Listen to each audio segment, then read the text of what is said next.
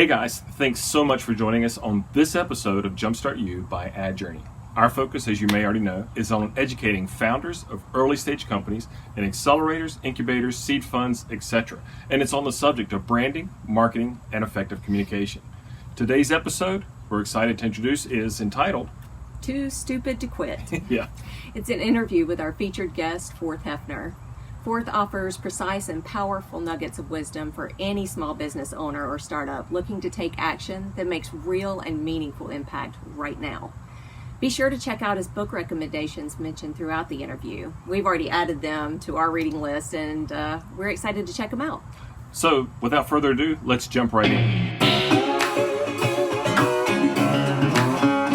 Been a real bad boy. I've got a ton of gravel in my shoe, world on my shoulder, heart full of blues. I'm in the dirt, down in the dirt.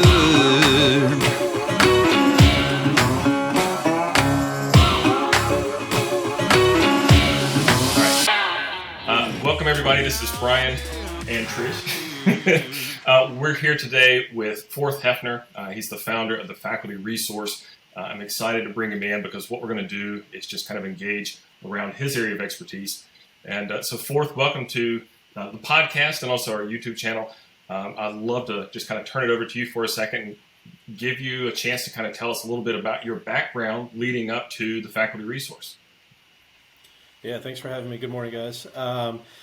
So I grew up in an entrepreneurial business. My dad started his business in 1985. My mom and dad had a couple businesses together, including that one, throughout that period. And so that's really all I've known to some degree. Didn't think I wanted to have anything to do with that, and went away to college, went away to boarding school college, had some real jobs, in a tower with business cards, and thought that would be fun and exciting and redeeming, and it certainly wasn't. Ironically, I grew up in the landscaping business, and I remember, living down in Atlanta after college, and looking down on the landscapers from this tower I was in, being jealous of them, and I was probably the only one in that building of that, but there's something really nice about that. But anyway, that's how I got my start, is in a family business, and my dad passed away suddenly in 2011 from a heart attack at our office on a Friday. And that really started a journey for me on just deciding from that moment I'm not going to live like that in business anymore, where it's always, just living on the edge and, having that business run us rather than us running our own business. Yeah, I think that's the case with a lot of businesses that Trish and I talk about it all the time, where people are really good at the craft, or what I call turning the wrench. And we'll probably get into that a little later on. But the idea of how to take that and have an idea behind or broader than just that wrench turning element, and how to get clients and how to engage, communicate. So before I go down a rabbit trail, this is my habit. Tell us a little bit about TheFaculty Resource. It's an interesting name. What is the idea behind the business, and what is it you do? The Faculty Resource the name itself came from a brainstorming session I had with a team member from my last company, Hefner Landscaping. And we really started out in sort of the human resources space. Yeah. I know there's a lot of different terminology for that now, because I got really invested in personality. Understand there's all these personality assessments now, Colby Disc, things like that. I got involved with that because I was a student of it in another course I took. Got really interested in that. So that's always been a part of that. So that's where it started. And then we integrated EOS, or Entrepreneurial Operating System, based on the book Traction, into our business a few years ago. We self-implemented it, and that sort of changed things. There's a few kind of key moments in my life that sort of led to this. EOS is one of them. Certainly the passing of my dad, and then the EMyth. You talked about wrench turners. The EMyth changed things for me and gave me some real kind of clear understanding about why I was excelling at certain things, right, and why I was not, and likewise for our team. Okay, so I want to jump right into where we've got some content or engaging around what your expertise is. And so I want to turn this more of an interview direction. So you've kind of given us a good broad breadth of getting you to where you are, but what can you say looking back was a really good action you took early on that's resulted in your success now? Yeah, if we're talking about the faculty resource specifically, the best decision I made early on was saying yes to everything. There were things that scared me to death. I had a couple opportunities very early on to do some TV interviews. And you would think with my broadcasting background that I would be comfortable with that, but it made me really nervous because I wasn't maybe competent, but certainly not confident in what I was being interviewed about. But I said yes anyway, and it's turned out wonderfully. It's given me a lot of exposure and certainly credibility too. But my answer to that question would be, at least in the early stages where you're in startup mode, just say yes to everything until you sort of reach capacity. Okay. I have a question following on for that. Saying yes to everything, would you have said that you were, by general temperament, risk averse, generally speaking, and that was a really tough thing to do? Or were you a little more friendly to risk, and so you were like, okay, I'm going to just jump and do this? Yeah, no, I wouldn't say I'm risk averse. I would say I'm calculating to some degree, but I'll take some chances. I don't think I'd be doing what I was doing if I were risk averse. I think I'd work for a big corporation, have the security of it, the health insurance, and all the benefits, but that's just not the way God made me. I can relate. So if you could go back, are there any mistakes that you would undo, or do you kind of consider your mistakes a part of the learning process and necessary? Yeah, certainly the latter. I've certainly made mistakes, plenty of them. Yeah. But, the old saying goes, you either, learn from mistakes, or I can't remember exactly how it goes, but yeah. I just try to learn from mistakes. I am stubborn. My mother sent me to military school and high school, but I wouldn't change anything. I kind of call it divine intervention, but I just think that there's a plan for everything. The butterfly effect, you change one thing and it changes everything. I wouldn't change anything about where I am right now. Awesome, certainly. So after you started your business, how early after you did was your brand kind of as it is now solidified, like clear and solid? That's a good question. I don't know. It's always tough when you're in the driver's seat. You're much tougher on yourself than anybody else is on you. And you're also paying attention to a lot more to yourself than everybody else is. What's the saying go? When you're in your 20s and 30s, you're worried about what everybody else thinks of you. In 40s and 50s, you don't care about that anymore. In the 60s and 70s, you realize that nobody was paying attention to you at all. Agreed. So in 60s, but we're close. Yeah. So as far as brand recognition, as far as clarity on what my brand is, certainly is a work in progress. I have a certain number of core values. I have a certain vision. The number one reason I got into this is because, the number one reason I got into it is because I enjoy it so much. Sure. I really get fired up helping people and seeing that light bulb go off. But the main thing is that personally, I wanted to, my wife's been really successful. My purpose every morning and for saying yes to everything was that, does this get me closer to giving my wife the opportunity to stay home with the kids if she wants to? That's awesome. So, having that greater purpose can really drive you to do some things that would otherwise make you really uncomfortable. It would impede your progress. Yeah. What would you say your brand does that makes the biggest impact on your market? That's a great question. What does my brand do? I think it provides an example. I'm trying to live out professionally what I'm teaching my clients. So getting clarity on who we are, who we're not, who are, what our niche is, who our ideal demographic is as far as our buyers go. Sure. Okay. So once you ventured out, you were part of your family's business. Are you still active in the family's business as well as what you're doing with this other one that you've launched? Or have you kind of separated the two? How's that working right now? All of the above. I think family business is kind of like the mob. Once you're in for life. You'll never get out. Technically, I am a very, very minority shareholder in the family business now. My brother bought my equity about 2 years ago. Okay. But he and I speak every day. I still guide him, coach him. It's really neat to be where I am now on the outside looking in, because the clarity, and this is why, in my opinion, it's so important to hire a coach, or Right. is because it's the perspective. When Right. you're in the trenches, it's so emotional, and the day to day can drive your decision making sometimes, and just to have that perspective, that even hand to help guide, and if nothing else, just to have somebody to talk to. One of the first things I realized about coaching and consulting when I started was that it's a lot of therapy. Sometimes people just need to be heard. They just need to get it off their chest, and that's all they need. They don't necessarily need you to solve their problems for them and to make them, lead them on the right path. They just need to be listened to. Certainly. I do find too that people tend to compartmentalize. They think business or their work life is this thing to be worked on, as this, with this thing around it. And then they have personal life and relationships and emotional health and communication skills. And I'm like, guys, it's the same thing. You got to do this everywhere. And so we really do try to come at it from that point. And I'm finding the same thing you do. It's like a counseling session every time we sit with clients, and they're like, whoa. I didn't know you were going to, get all in my stuff. And then they take it home, and it's like changing things, not just at work, but at home. And they're realizing there is no difference. Like there's not, it crosses completely, and impact you make in one place will definitely make an impact in another.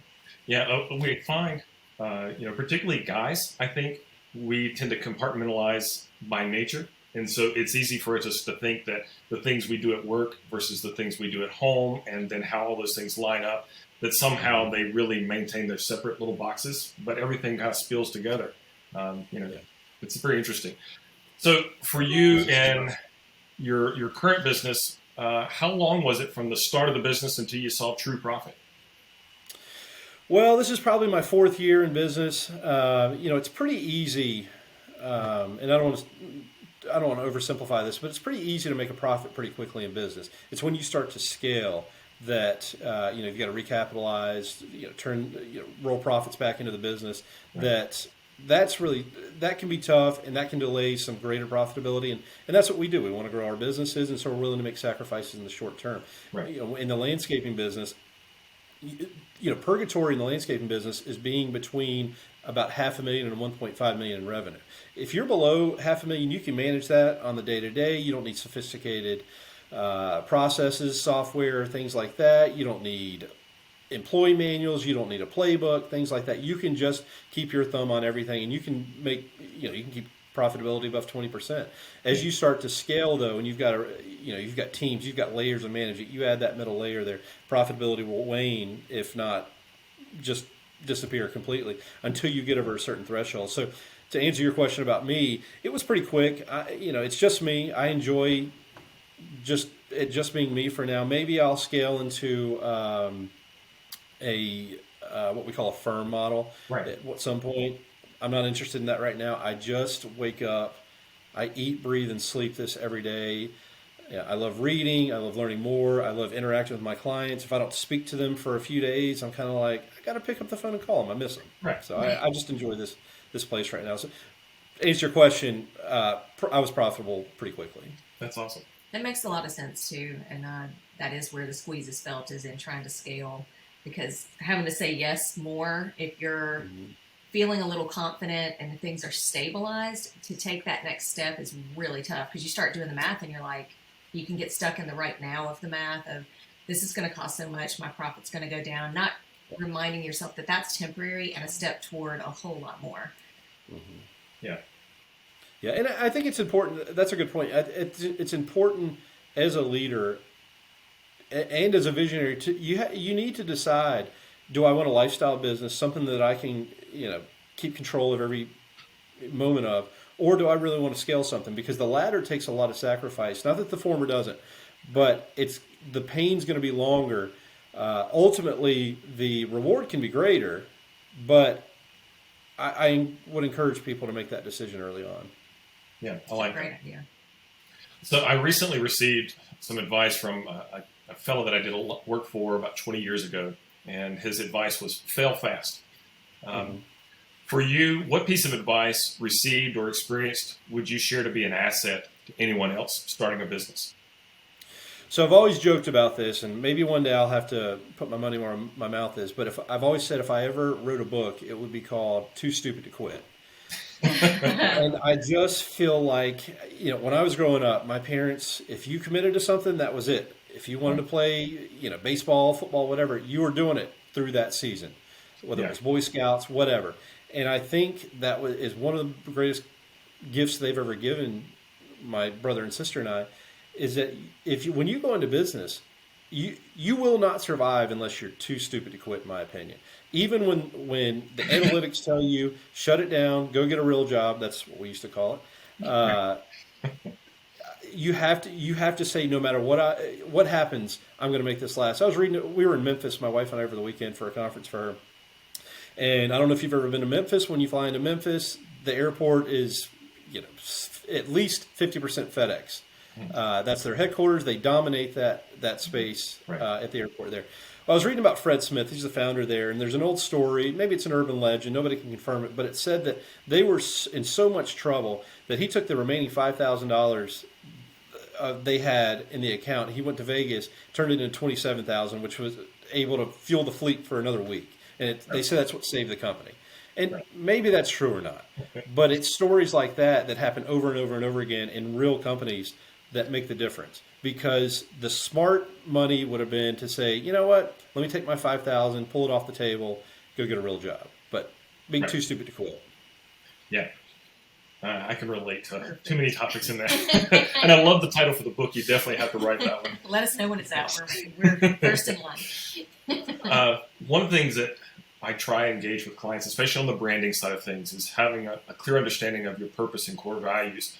So you've had a good statement there before about everyone thinks they know what they are and what they have, or that they have them, but they really don't. Let me try to rephrase that. Everyone thinks they know what they are and that they have them related to purpose and core values, but they really don't. So speak on that a little bit. Well, when I was younger, leading the business, unqualified certainly, I noticed that everybody else had a mission statement on their website. They had maybe some values, and I saw those starting to creep up and pop up in the market, and I thought, oh, we need to have those too. But it was just for the website. It was just, it was lipstick. What I realized as I started to coach is that, and EOS sort of gave me this gift. I'm a Pinnacle business guy too, and we do this really well too. But your values, that's everything. You need to be exactly clear on who you are, how you're going to live, and what your expectations are for your team every day. And this applies to your vendors too. But this is who I am. This is who I'm not. We'll still love you if you don't fit, but this is what it takes to be here and to survive. And as far as the vision and purpose goes, you have to be really clear about, I mentioned earlier that the thing that drove me to get up every morning before, other than the love of what I was doing, was that, and to make the cold calls. How often would it have been easy for me to say, I shouldn't make that call. I don't want to annoy them. They're not interested in this. But I would always remind myself, my vision was to build something so that my wife Grace has the at least choice to leave her job. Right. And that just drove me every day. And you have to have a purpose. It has to be greater than turning the wrench, mowing the lawn, rebranding the company. It has to be something that drives you from your core, that no matter what happens, you are going to succeed and be too stupid to quit because this purpose is so great. Fantastic advice. This is funny because, again, Trish and I are always talking about this with clients. You get people who build a business plan that gets put in a 3-ring binder, stuck on a shelf, and never looked at or engaged again. Yep. And that becomes useless. It's a great exercise on the front side, but if it's not being practically used in your day-to-day, then it's a waste of time. So don't even do it. Exactly. I really like it. Also, how can you assure that the people on your team, if you have a team, how can you assure that the people on your team embody that and fit well with you to synergize that effort toward your values? If nobody really kind of knows, or maybe they're in line with it, maybe they're not, but you're not all aiming at least one similar same thing, the power in that is completely lost, and you're kind of dissolving yourself from the inside. Right. Yeah, and Jim Collins has done a lot of good research on this. He's written the books Good to Great, Entrepreneurial gosh, I can't remember the book. I'm literally reading the update to it now. But we think about these grand companies, and we think that they're so, especially small business owners, we think they're so sophisticated. There's no way that we can go head to head with them. But they're just like us. But at the end of the day, every company has to define what their bus is. The bus is your values. The bus is your vision and your purpose. And then we decide who is worthy to sit on our bus. And if we're not deliberate about that, then we'll just let anybody in who has great sales skills or great management skills or great financial skills. And that will not lead to success. It will lead to 80 hours a week and sleepless nights. Right. Yeah, agree completely. Okay, so now we're in this space dealing with values and stuff. That's actually a good transition. So for you, what do you think defines a good goal, and kind of what time marker should you be using to evaluate it? Yeah, well, a good goal is one that you've got clarity on, that's easily measured. Of course, we can talk about SMART goals. I like to use FAST goals. That's frequently reviewed, ambitious, specific, and transparent. Nice.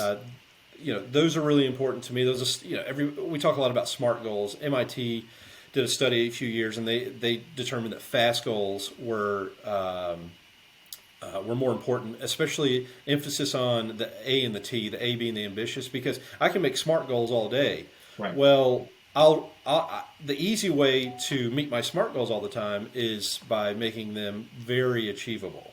Well, we want to, I want my clients to push a little bit further, because that's what separates us from everybody else, is that we're too stupid to quit and we're willing to push further. And so I want them to be ambitious. The other thing is I want their goals to be transparent. I'm transparent with my clients about my goals. I want their goals to be transparent to their team, so that while we're holding our teams accountable to their goals, they're going to hold us accountable to the goals and the vision that we've set forth too. So making them very measurable, timely, and the other thing is frequently reviewed. We meet, most people think that meetings are just a trudge. They just think it's something I got to get to what I've got to do the rest of the day, the emails, the phone calls, things like that. Well, that's the wrong approach, in my opinion. The meetings are, if you play football, you have 5 or 6 practices a week for one game. Right. Well, that's what the meetings are. Is everything we do throughout the week is about coming to the meeting, not performing, but showing everyone that, hey, I can be trusted, I can be counted on. I'm going to get the things done that I tell you I'm going to get done, and you can hold me accountable. I want you to hold me accountable every week. Yeah. And we're going to determine new problems. We're going to find solutions for them. And then we're going to come back and we're just going to get things done, frankly. Right. I really like that approach. Trish brought something over from her background in nursing, which is API. So explain to us on API. So assess, plan, implement, evaluate, and you just do it over and over and over. You look at what you got, the circumstances you're dealing with, all of it, vitals, labs, presentation, mechanism of injury, all of it. Assess. Plan. You come up with a plan to attack this, obviously perceived problem. And then implement. You implement the plan. Then E is evaluate. You go back through, see what changes happened, what impact happened, what needs to be planned, again, and implemented again, and evaluated again, and you just keep going. Yeah. Yeah, and I like that tied with your FAST. I haven't come across that, so I think that's a fantastic little piece. Yeah. So I read once, if it isn't measured, it doesn't count. And I love that because it's all numbers and math. But how do you see that being applied within the workplace? Whether you have a team or you're working alone at the moment, how does that engage? Yeah, so certainly we want to know what whether we're making progress or not. A lot of companies think that they can get a lot done in a year, but they don't realize, and that's an old quote, they don't realize how much they can get done in a day or an hour or things like that. Right. And it's those micro advances that we make that we don't recognize sometimes that lead to that progression. I don't lose 30 pounds in a week. I lose it over a few months or something like that, and I'm losing a half a pound a day or something like that. I'm reducing calories every meal or fewer grams of consumption or something like that. And so we've got to be able to measure these things just so we can see if we've got progress. I also want to see trends. So sometimes we use a scorecard where we measure, 3, 5, 7 things every week. A lot of it's sales, a lot of it, maybe it's cash position, cash forecasting, maybe it's efficiencies and operations, things like that. And so we want to not only measure ourselves and to see if we're making progress or regression, but also to see if we can see trends. A lot of times, if we can see a progression, say we've got this many leads this week, 4 weeks later, we've got this many sales. If leads are low, sales 4 weeks from now. So we understand our sales cycle is about 4 weeks or something like that, so we can impact that. We understand, for operations, we can understand that, hey, when lead comes in here, it's a 4-week process or a 4-week sales cycle. You need to be ready to be deployed at week 6 or something like that. Right. So that's really helpful just from an operations standpoint, but also from an overall evaluation standpoint, just to see that we're making progress. Hey, yes, we didn't lose 30 pounds in 30 days, but we're on track. Stay the course. Okay. Yeah, I like that. It's fun. There's I can't remember who said it now. There was a statement about if you have a plan without a set goal, then all you're doing is just dreaming. So there's nothing it's not getting anywhere. So the idea of having a plan with a goal and then a timeline, that everything has to be kind of chopped into something that's practical and doable, measurable, and frequently checked on. Yeah. Otherwise, you're just kind of throwing ideas in the air. It's like the kid who's, I'm going to be, playing in the NFL. Like, okay, what steps are you taking today to make that happen? Mm-hmm. So we actually had a person recently there. Our youngest 2 boys play football, and somebody that's on the team, he was telling me, he said, yeah, my son said that he's going to go into the NFL. And so as I was asking, I was like, okay, what are you doing now, to kind of get there? And he's like, oh, well, I don't know. I'll figure that out when I get to the NFL. But it doesn't work that way. Yeah. So Trish and I are both readers.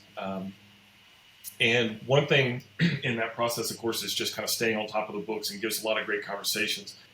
But what's a book that might top your list for practical wisdom, business advice, or some big thing you read and have implemented that might come to mind in relation to how it might help other people in business? Yeah, the EMyth changed, maybe not changed my life, but it certainly had a major impact on me. That's by Michael Gerber. He's kind of like the father of franchising. Yeah. And that just helped me understand, I always felt like I was in the wrong position when I was working. And that visionary personality, that's not a brag. That's just the way that I'm built. I'm always looking ahead. I like big ideas, big relationships, things like that. But a lot of businesses don't value that. They value it up front, but once it becomes part of the day-to-day, everybody expects you to get down and turn in wrenches, to use your example. Yeah. So that sort of changed my life in the sense it was like, hey, I really do have something to offer a business. This is why I always feel in the wrong skin at work. So that really helped me a lot. Traction certainly had a big impact on me. It brought me into the EOS universe. And then certainly the Pinnacle book that just came out is, if EOS and Traction are undergrad, Pinnacle and the Pinnacle book are graduate level things. And certainly I had to work up to that. But those were 3 books that had a big impact on me. In that vein, I really think it's important to be reading all the time if you're a leader, just because there's so many things, there's so many ideas out there that can just make a huge difference in your life, your mental health, and your leadership. Certainly. Certainly. Well, fourth, I really, really appreciate you taking the time to engage with us this morning. This was a lot of great informative stuff that we can go back to, and hopefully our audience will have a chance to kind of dig into and think about. I definitely want to make links to all the books that's mentioned. I think we've got at least half a dozen, probably more than that, that's been mentioned this morning. But, well, for next steps, though, where can people find you? What's the easiest way for them to get in touch with you? Yeah, of course, my website, TheFacultyResource.com. I'm not shy about giving out my cell phone number either, 828-719-5051, text or call. Okay. I love what I do so much. I'm always willing to talk about it. So that's the best way to reach out to me. But I've also, Trish, I got to get your nursing process there too. I think that's excellent. A5, yeah. Easy. We'll get it to you. And any last words or trigger thoughts as we've kind of gone through the whole presentation? Anything that's come to mind that we might have not touched on that could be an asset? I don't think so. I would reinforce: be too stupid to quit, but just don't be stupid. Figure out your processes, set goals, be clear with where you want to go, be vulnerable to your team. This is hard, but you're not in it alone. You think you're at the top all the time, at the tip of the spear. Just bring your people in. They just want to be a part of decision making. They want to be a part of setting the vision, and we can accomplish the world if we do that together. Certainly. Trish, any other thoughts? No, I think this has been awesome. It's been very insightful. I'm excited to read your book recommendations now. Yeah. We've got a Kindle list that just stays active. Whenever we wrap up a consulting session with a client, we always try to rehash the takeaways, those morsels of substance to chew on. So this episode was jam-packed with advice and thoughts from Forth, so picking just 3, that was a challenge. So I'm going to start with our first one, which is mission, vision, and values. It's not a plaque on the wall. If you're going to start and run your own business, who you are matters. Your greater purpose has to be something more than just being a wrench turner. Trish?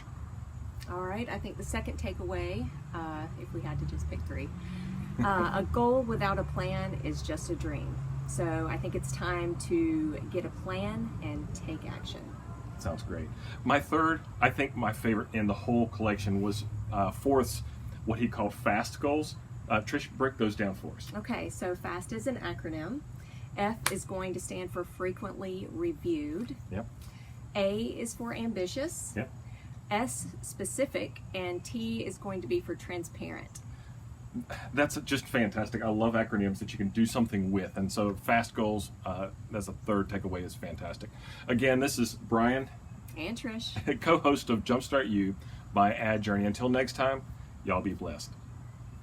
My name is Forth Hefner with the Faculty Resource, and you've just enjoyed another episode of the JumpStart-U. Down